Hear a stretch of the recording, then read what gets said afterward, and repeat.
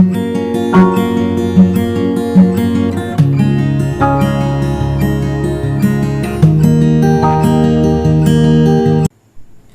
Friends, कैसे हैं आप? आई होप आप सभी अच्छे होंगे। हमारे YouTube चैनल पे आपका स्वागत है। और आज की वीडियो शुरू करने से पहले मैं आप सभी से रिक्वेस्ट करना चाहूंगा कि जो हमारे चैनल पे नए हैं या जिन्होंने अभी तक हमारे चैनल को सब्सक्राइब नहीं किया है, उसे जल्द से जल्द सब्सक्राइब करें ताकि हमारी चैनल की सभी वीडियोस आप तक जल्द से जल्द पहुंचे। हमें आप इंस्टाग्राम पे भी फॉलो कर सकते हैं और इस टॉपिक से रिलेटेड और भी वीडियोस देखने के लिए आप आई बटन पे क्लिक कर सकते हैं। Thank you so much. Hello friends, today we will discuss about complaint and FIR. यानी आज हम डिस्कस करेंगे कंप्लेंट क्या होता है, एफआईआर क्या होते हैं और इनके बीच में डिफरेंस क्या है। तो चलिए शुरू करते हैं अपने वीडियो को बिना किसी देरी के। सबसे पहले हम एक जनरल बात करते हैं कि अगर मान लीजिए किसी व्यक्ति को जो इस समाज का हिस्सा है यानी पब्लिक का एक मेंबर है, उसे पता चलता है कि कोई एक ऑफेंस हो चुका है या होने वाला है, तो उसके पास क्या ऑप्शंस होते हैं। वो या तो ऐसे इंफॉर्मेशन को पुलिस को देगा या फिर वो मजिस्ट्रेट को कंप्लेंट कर सकता है या फिर वो दोनों ही कर सकता है। अब इस केस में हम देखें कि अगर ऐसा व्यक्ति पुलिस को ऐसे इंफॉर्मेशन को दे रहा है तो उसे हम कहेंगे एफआईआर। यानी किसी ऑफेंस के होने की घटना को यदि कोई पर्सन पुलिस को इन्फॉर्म करता है तो उसे हम एफआईआर कहेंगे, और ऐसा पर्सन जिसने ऐसी इंफॉर्मेशन दी है उसे हम कहेंगे informant. If the information is given to the police it is called FIR और first information report, and the person who has given the information is called informant. वहीं दूसरी जगह यदि ऐसे इंफॉर्मेशन को मजिस्ट्रेट के सामने कंप्लेंट किया जाता है तो उसे हम कंप्लेंट कहेंगे। ठीक है, और ऐसे पर्सन को जिसने ऐसी कंप्लेंट लॉन्च की है उसे हम कंप्लेनेंट कहेंगे। ठीक है, ये एक जनरल व्यू हो गया, एक जनरल परसेप्शन हो गया एफआईआर और कंप्लेंट के बारे में।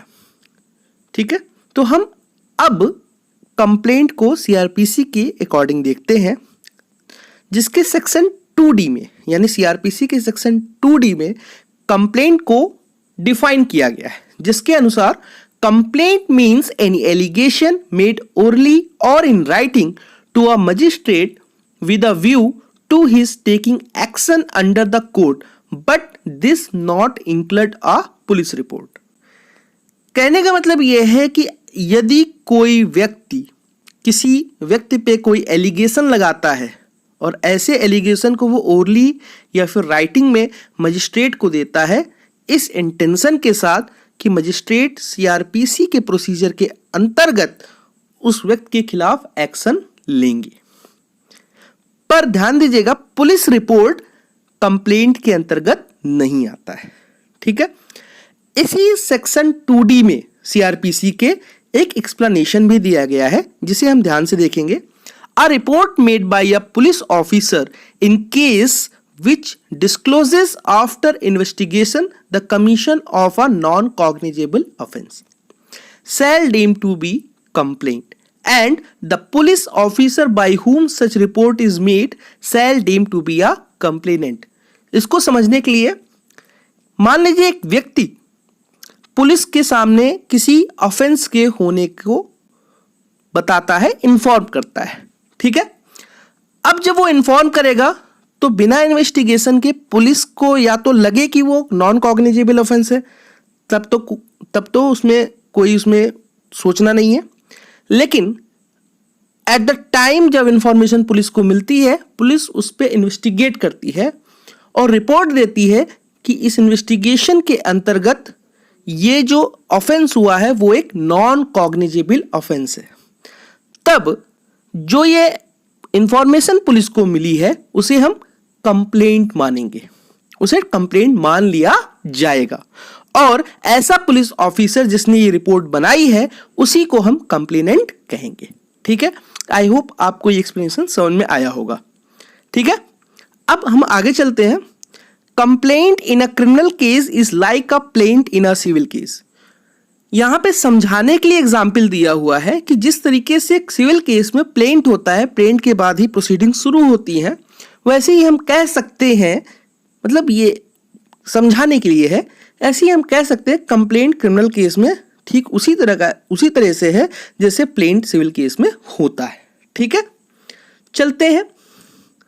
अब हम बात करेंगे वो एसेंशियल रिक्वायरमेंट या कंडीशंस की जो कंप्लेंट के लिए आवश्यक है। तो कंप्लेंट के लिए मेनली सबसे पहली चीज जो आवश्यक है, it must made to a magistrate, यानी कंप्लेंट सिर्फ और सिर्फ मजिस्ट्रेट से ही किया जा सकता है। सेकंड एसेंशियल है, कंडीशन है, it must be made with a view that the magistrate may take action on it. मतलब ऐसे ही अगर कोई एलिगेशन किसी के ऊपर लगा दिया मजिस्ट्रेट के सामने तो वो कंप्लेंट नहीं हो जाएगा। इसके लिए ये भी जरूरी है कि जो व्यक्ति ऐसी एलिगेशन लगा रहा है उसके अंदर ये इंटेंशन हो, उसके मन में ये इंटेंशन हो कि मजिस्ट्रेट एक्शन ले उस व्यक्ति के खिलाफ जिस पर एलिगेशन लगाया गया है। थर्ड कंडीशन है कि it must contain an allegation that some person known और unknown has committed an offence, यानी किसी कंप्लेंट में एलिगेशन, किसी व्यक्ति के खिलाफ एलिगेशन होना चाहिए, ये मस्ट है, भले ही वो सम पर्सन नोन हो या अननोन हो, कि उसने कोई ऑफेंस कमिट किया है, ये एलिगेशन होना मस्ट है, जरूरी है। And fourth one is it must not be a police report. Police report जैसे कि पहले भी बता चुके हैं कंप्लेंट के अंतर्गत नहीं आता है। चलते हैं, अब हम बात करेंगे कंप्लेनेंट की, ये कंप्लेनेंट कौन है।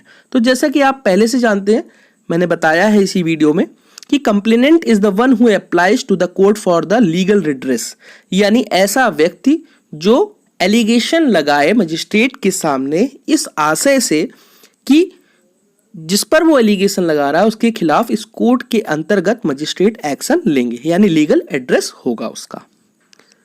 Next, the complainant need not to be aggrieved person nor he must have personal knowledge of the offense, यानी कोई जरूरी नहीं केवल aggrieved person ही कंप्लेनेंट हो या फिर उसे पर्सनल नॉलेज हो ऑफेंस की, इसके अलावा भी कोई भी कंप्लेनेंट हो सकता है।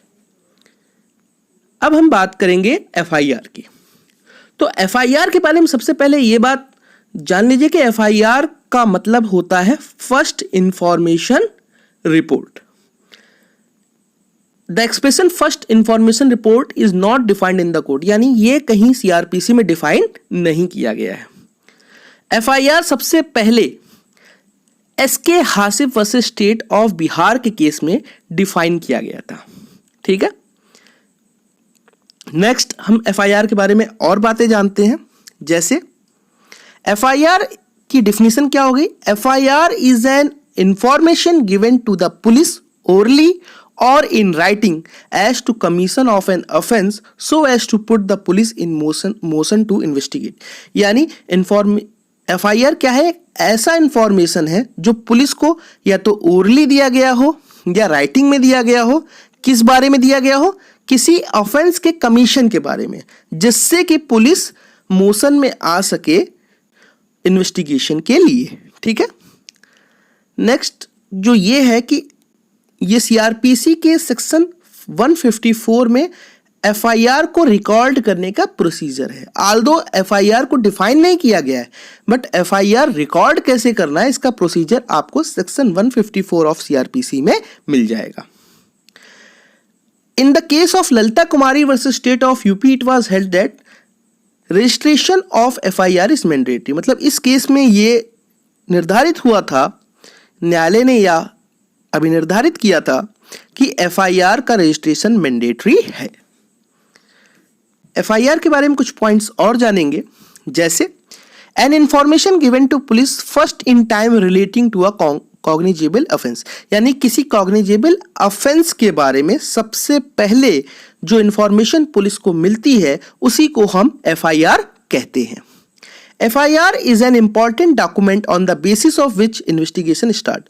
एफआईआर एक महत्वपूर्ण डॉक्यूमेंट है जिसके आधार पर ही इन्वेस्टिगेशन स्टार्ट होता है। जैसे कि आपने इसके डिफिनीशन में भी देखा था कि एफआईआर से ही पुलिस मोशन में आ रही थी, जो क्रिमिनल प्रोसीजर है वो मोशन में आ रहा था, इन्वेस्टिगेशन आरंभ यहीं से होता है।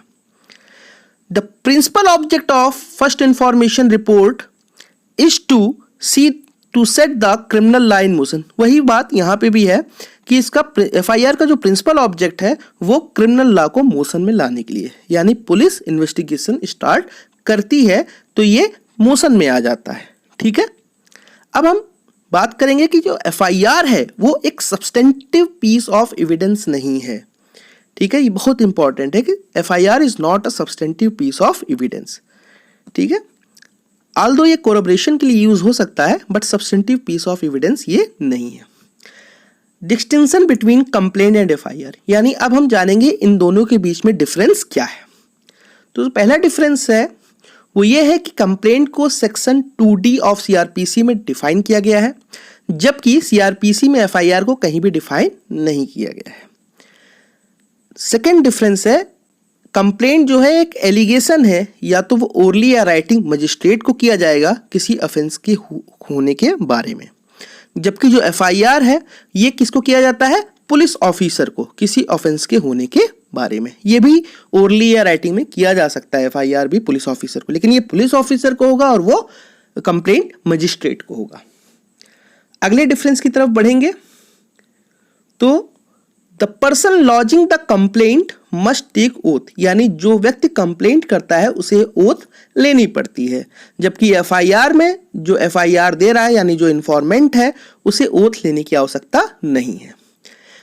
अगले पॉइंट देखेंगे, जो कंप्लेंट है वो कॉग्निजेबल और नॉन कॉग्निजेबल ऑफेंस दोनों में हो सकता है, जबकि एफआईआर में ये केवल कॉग्निजेबल ऑफेंस में ही हो सकता है।